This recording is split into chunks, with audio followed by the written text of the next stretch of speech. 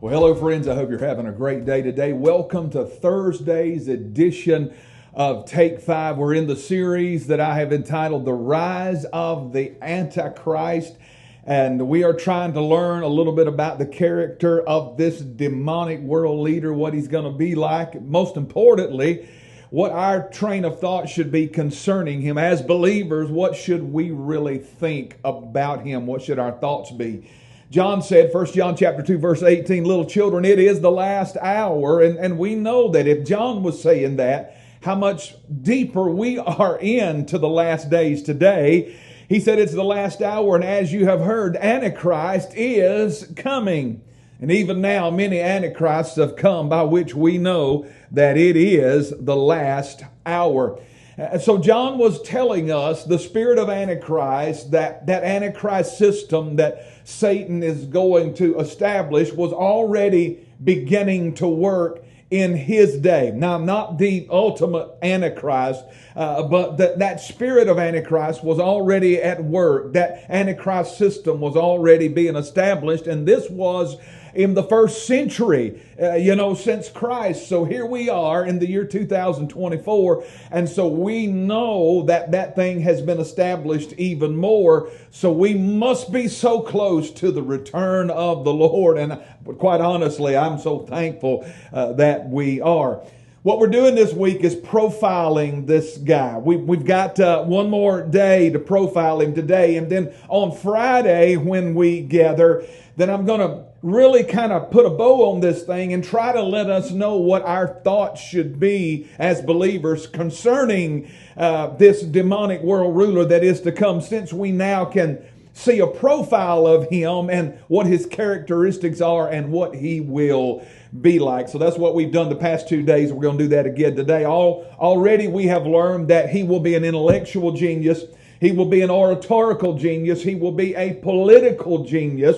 He will be a religious genius. Number 5 for today, he will be an economic genius. Daniel chapter 11, verse 43 said, he shall have power over the treasures of gold and silver and all the precious things of Egypt. Also the Libyans and the Ethiopians shall follow at his heel. And then Revelation 13 says that he causes all, both small and great, rich and poor, free and slave, to receive a mark on their right hand or on their foreheads. Now that's really going to sound good to the world, because it sounds like he's talking about a straight line dealing with people in the economy. And that's what the world wants today, right? How many times have we heard, give us just a straight line tax, just one thing for everybody, the rich and the poor and the small and the great and the young and old, just let it be the same. Well, he's going to oblige everybody during that time, and he's going to have one system for everybody. And he said, no one will buy or sell except he who has the mark or the name of the beast or the number of his name. Here's wisdom. Let him who has understanding calculate the number of the beast or the Antichrist, for it is the number of a man. His number is 666. So the Antichrist is going to be CEO of the world's economy. He's going to set interest rates. He's going to set prices. He's going to set stock values. He's going to set supply levels. Under his leadership, everything is going to be nationalized. And that basically means it's going to be government regulated. And he's going to be the one doing the regulation. And he's going to paint this in such a way for the world with the genius of his speech and his thought and his politicism. He's going to paint it in such a way that it's just going to sound like the answer to all the problems of the world. Because you must remember now that this world is going to be in an economic fall down like it has never seen during this time, because tribulation is going on during the time of the rise of the Antichrist. All of these judgments, these 21 different judgments, from seals and trumpets to bowls that God is systematically pouring out on this earth, is going to affect the health and the wealth of the entire world. It's going to start there. The epicenter is going to be in the Middle East, but the shock waves of this thing are going to be felt all around the world. This guy's going to come on the scene, have the answer for everything, including the economy.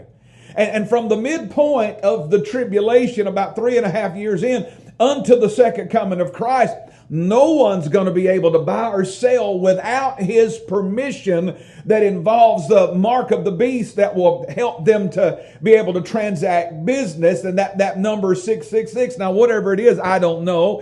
If it's a barcode, if it's some kind of stamp, if it's some kind of chip, if it's some kind of card, if it's some kind of mark on the person, I don't necessarily know what it's going to be, but it's going to happen. Now, since we're talking about the mark of the beast in 666, let's state something here real quick. I could tell you some really funny stories about that, but I really don't have time to do that.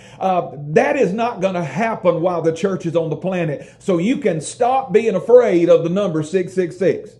Please do not. If you have had a card with that on it or a phone number with that on it, please stop being afraid. That is just simply superstition. If you are afraid of that, this side of the rapture, no man can accidentally take the mark of the beast, and it's not going to come until we are gone. The church is raptured off of this planet anyway. So stop the superstition and stop being afraid of these type of things, and let's glean some understanding here at this point. I will tell you this, and I got to hurry. I was actually in line behind a lady in Pick and Save one day, and she had just bought a few things, and the guy at the cash register said, your total is $6.66.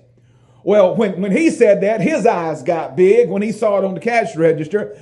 In one complete swoop, that lady said, the devil is a lie, turned around and grabbed a candy bar off the thing and put it down there and said, add that to it. I ain't paying $6.66 for nothing.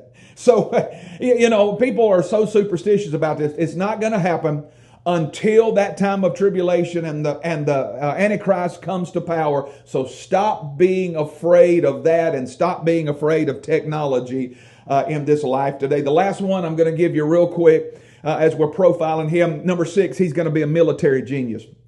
John said, I looked and behold a white horse, and he that sat on him had a bow, and a crown was given to him, and he went out conquering and to conquer. At the midpoint of the tribulation, the mask is going to come off the Antichrist. He's going to trade his olive branch for a sword, and he is going to subjugate the whole world with an intimidating presence like no one has ever seen. In fact, John said this of him. He said, I saw the beast rising up out of the sea, having 7 heads and 10 horns. That's the Roman Empire, the revised Roman Empire. He was like a leopard. That's the Grecian Empire. His feet were like a bear. That's the Medo-Persian Empire. He had a mouth like a lion. That's the Babylonian Empire. He's going to incorporate all of this. He's going to have military might like this world has never seen.